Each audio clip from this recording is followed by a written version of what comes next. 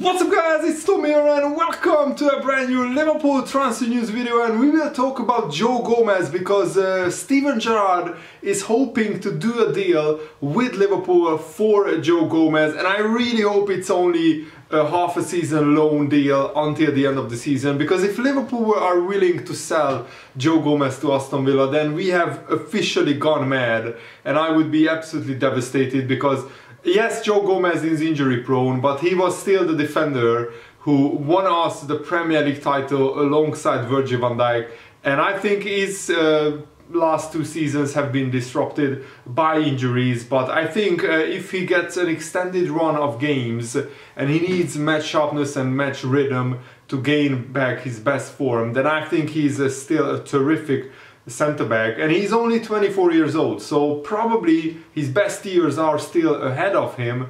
But the problem is Joe Gomez has only started League Cup, FA Cup and Champions League games. He didn't start one Premier League game this season, and that is concerning, and maybe Joe Gomez is looking for a loan deal. He played only 4 times in the Premier League, all of them as a substitute. He also played 4 times in the League Cup and in the Champions League as well. And yes, he started games in the Champions League and in the League Cup, but Joe Gomez has fallen down the pecking order because of the brilliant form of Joel Matip and Ibrahim Konate.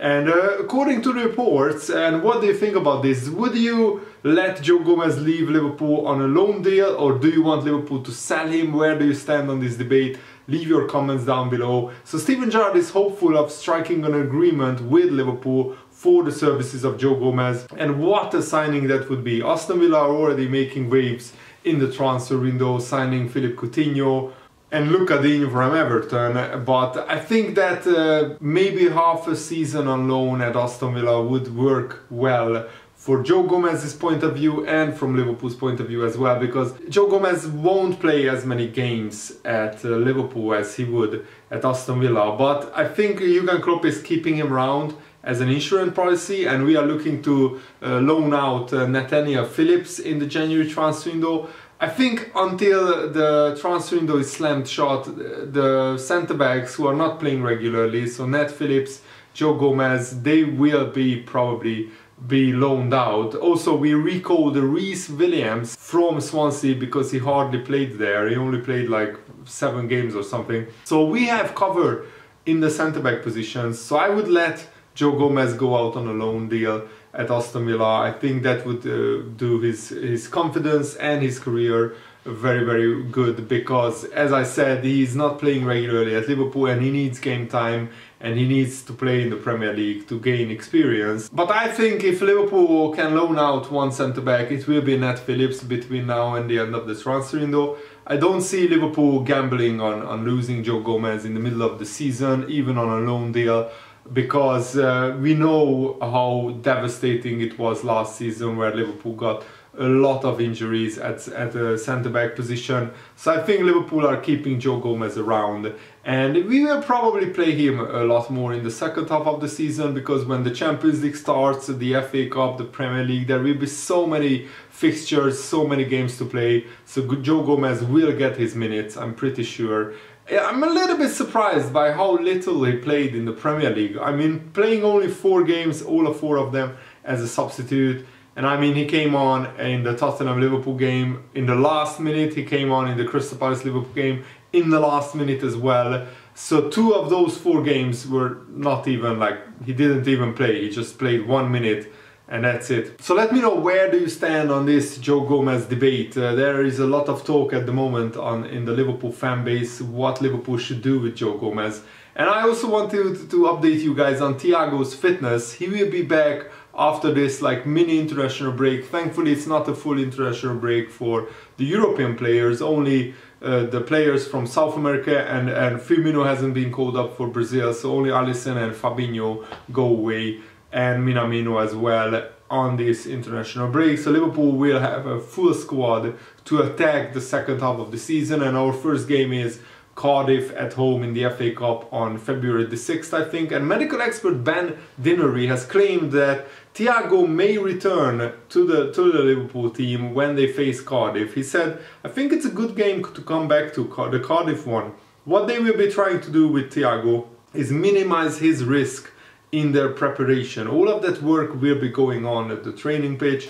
The intensity in an FA Cup game maybe isn't the same. This could be an opportunity for Jurgen Klopp to give 60 or 70 minutes from the start for Thiago and for other players like Divock Origi and others who need match sharpness. Alternatively, you could also give him 20 or 30 minutes from the bench with one eye on those upcoming Premier League games. When he returns, Thiago will be absolutely massive for Liverpool. He's vital and he brings something completely different. And once European football is back, you are going to need your whole squad. They aren't blessed with a massive squad, but thankfully it looks like Harvey Elliott, Thiago, Divock Origi, so the injured players will be back after the international break. So I don't think we will rush Harvey Elliott back, but I expect Thiago to play some part in that Cardiff game. And also Liverpool will probably go with a stronger than expected lineup because we need to get our rhythm back after a big like 2-week break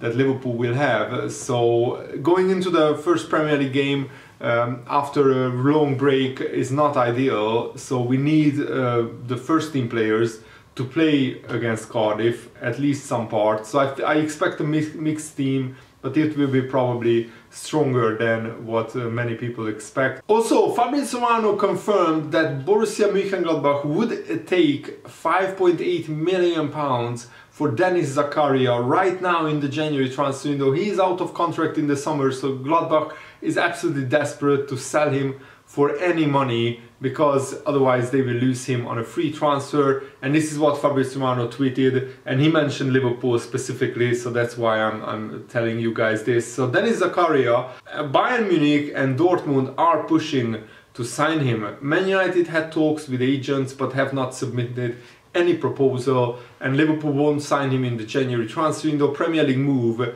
seems unlikely. Juventus want him, but Borussia Mönchengladbach asked for 7 million euros to sell Zakaria in the January transfer window. I don't think he will go in January, because why would you pay 7 million euros for him when you can get him for a free transfer in the summer? I don't see any club bidding that high for him. Maybe somebody who is very desperate for Zakaria, but Bayern, Dortmund, I mean, Bayern and Juventus don't really need him that much. I think Dortmund is the club who probably could afford to bid that much because of how much they need Zakaria. I think they need a powerhouse midfielder like him.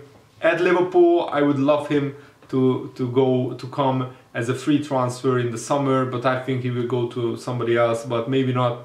We will see. At the moment, Romano says that Liverpool are not bidding for him in the January transfer window, so we are waiting. If he doesn't leave to anyone, then the race is open for Zakaria, and hopefully we will put a proposal down on his table so he can come to Liverpool. I think we shouldn't offer him like crazy wages.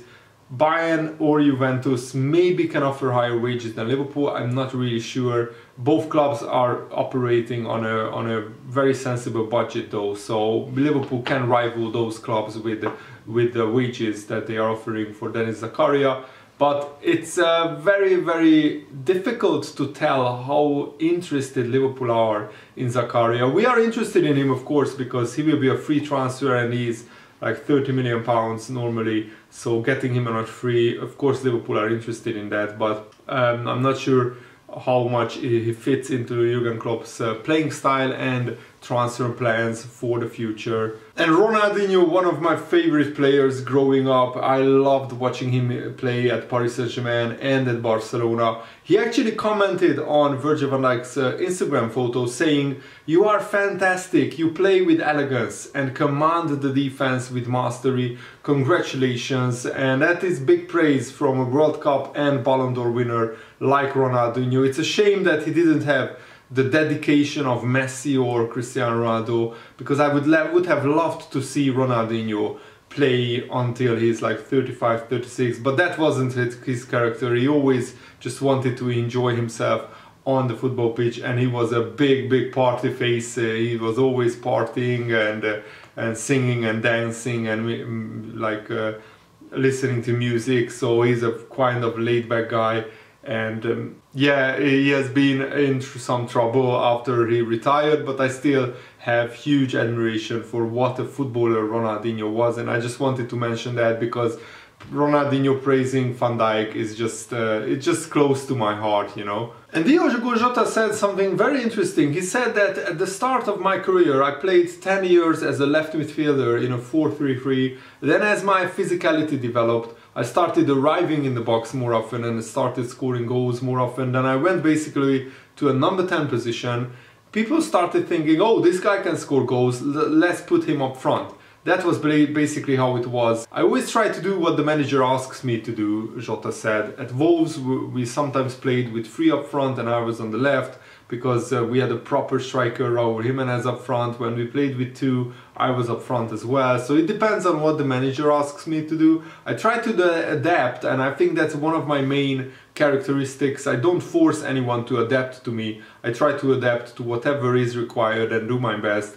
Maybe some people will say I'm not a proper false 9 and I'm not a striker, an out-and-out number 9, whereas some others may like it. But whenever I'm on the pitch, I aim to get goals and get the team reaching the opponent's goal. That's what I try to do. And I think Jota is in the best form of his Liverpool career. So long may it continue, and hopefully he will score a lot more goals. So thanks for watching, guys. Hope you enjoyed this video. Have a nice day. See you later. Good night.